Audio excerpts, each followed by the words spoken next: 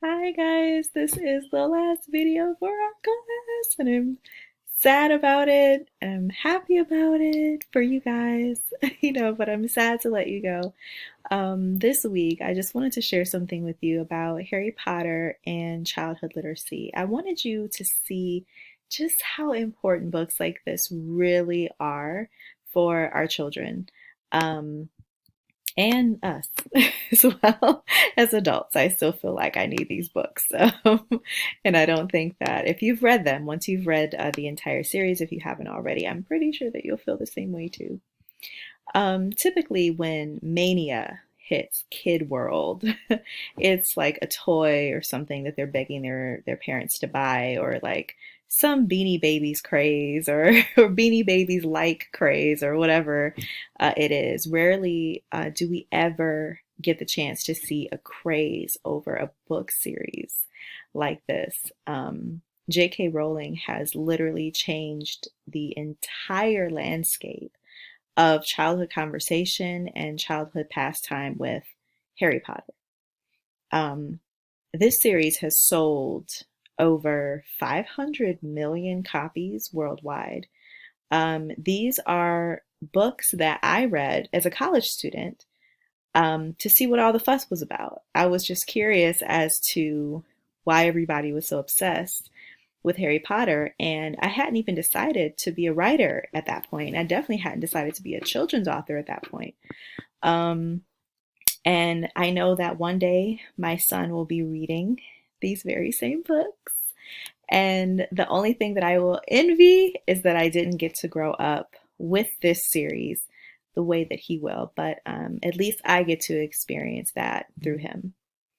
When we think about problems or hurdles in child readership, um, educators, parents, librarians alike, we all note how difficult it can be to encourage boys in particular to read, especially between the ages of 9 and 14 years of age. And this is of particular interest when we're trying to champion childhood literacy, which is why we're part of the Red Wagon Literacy Program here at Schoolcraft.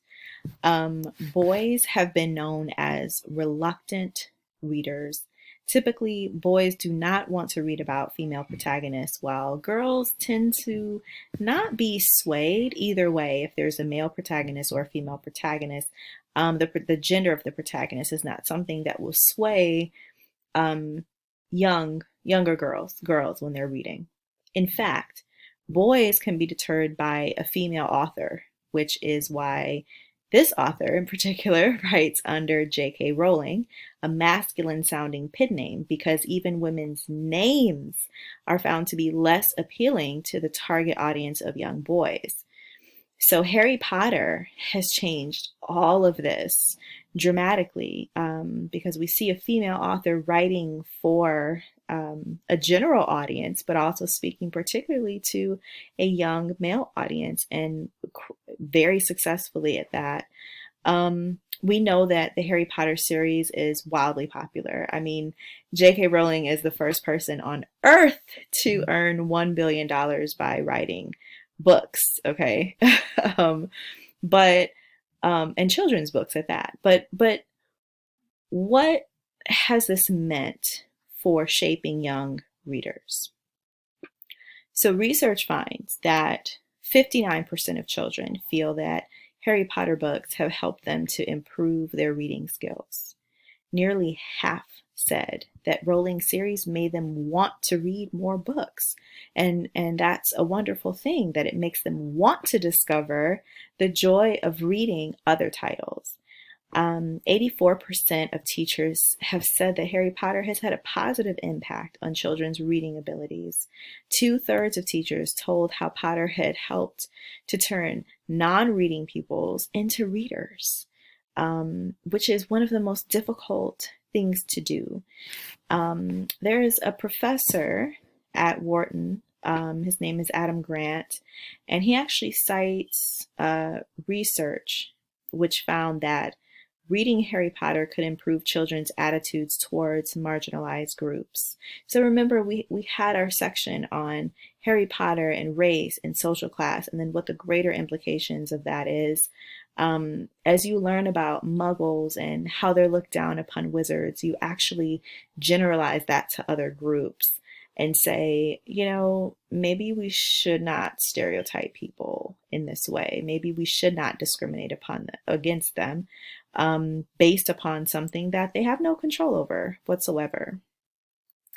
So Rowling is perhaps one of the most influential people alive right now because of what her books teach kids, which is not only originality, but also morality. And as you know, when we talked about fairy tales, we talked about how all of literature is all about the great quest for good, the great battle between good and evil, and how good must win. And so Adam Grant, the Wharton professor, stated that, and this is a quote, "There is a good deal of evidence that we can predict the innovation rate in a culture, even something as specific as patent rates, by looking at children's literature. Countries that end up innovating 20 to 30 years later are the ones where kids are reading about unique accomplishments, where childhood role models are doing things in stories that have never been done before, saving children, saving adults, saving a whole magical world of people or a whole real world of people, such as in Harry Potter." So this means that just the mere suggestion of what's possible can change our perception of what is, and literature can do that. This is one of my favorite things about teaching and reading, and especially writing, because education, literacy, and books are these just incredible tools that effectively shape the landscape of one's mind. So you're shaping people through the power of your own mind and theirs. And this is why we need books like Harry Potter and all of those other wonderful titles that you've selected while you're completing your classroom canon assignments. You, teachers, future teachers, parents, librarians, are the curators of this culture. The books that you choose for your classrooms, for your shelves, at home or in school or in the library, will live in the minds of your students, in the fabric of who they are forever, and they will share them with their children. So if you needed a reminder about why we're doing what we're doing, why what we do matters, why we are an essential industry, by the way, why we are essential, this is why. This is absolutely and exactly why.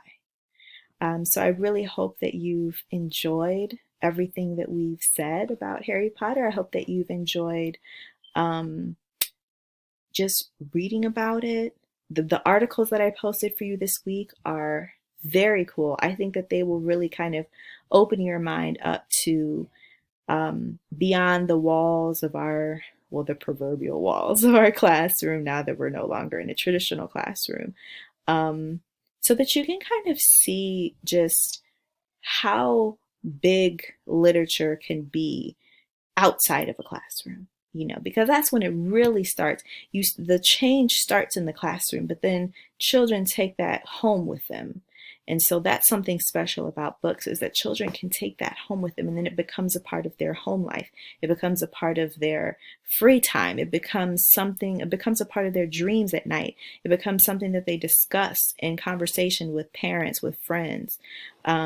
And so that's where we really start to see the change. That's where we start to see the impact.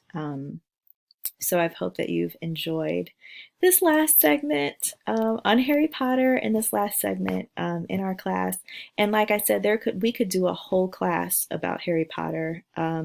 the series deserves it. It really does. It's so rich with meaning and motifs and symbols and themes that are so powerful. And the last thing that I wanted to say about this is the theme of death, because there's a great theme of death and overcoming death. And while we know that Voldemort is the personification of like the epitome of evil in this series, we also know that the best villains can't be so much unlike the protagonists that they're too different, because then it's not a good matchup. So we do see that Harry and Voldemort are intimately connected through this otherworldly power, right? And this experience through which Harry had to suffer the death of his parents. And I don't know how much you know about J.K. Rowling, but she actually did suffer the death of her mom earlier on in life. I think she was, I want to say she was like 25 or something, which is young to lose a parent. And it made her, as she was writing, she was into the first few chapters, maybe 3 chapters of writing Harry Potter in the first book that we just read in this course, when her mom passed. And so that's probably why I think that kind of led her to the decision to make Harry lose his parents. So this was kind of almost like a coping mechanism for her as well as she was writing, I would think. But also, it really shows how Harry's entire life is about a struggle with death and a struggle against death, right? A struggle with death and the coping of losing his parents, right? And the life that he would have had with them, but then also against death, because Voldemort is like, he's also like the personification of death in a weird way. Voldemort, though, does have one human quality that we can note, and I didn't say this in any of my other videos, but Voldemort really is not that much unlike us, because he is fighting against death, and we do that every single day. Every day that we wake up, we fight against death, right? By living, which is the most, and living the best that we can, doing the most that we can. Living the best life that you can live is probably the most, the bravest struggle against death that you can do on a daily basis. So yeah, that was one of the themes that I didn't get to touch on, but I just wanted to say just enough about it so that you would understand and appreciate where it came from, the real life inspiration for J.K. Rowling of that theme, but also how that theme carries through every single book in the series. So, and we see it in different ways, so that if you're wanting to read the rest of those books, I strongly suggest it. And as a matter of fact, I'll probably spend my summer rereading my way through the rest of that series, because it's so wonderful. So thank you. I've had a great time in our class, and though I wish I could just give you guys a group hug and see all of your faces smiling back at me. I just want to say, through this difficult time, you've been rock stars. You've done excellent work. You've submitted work. You've remained engaged. You've emailed me. You've responded to my many emails and posts and videos.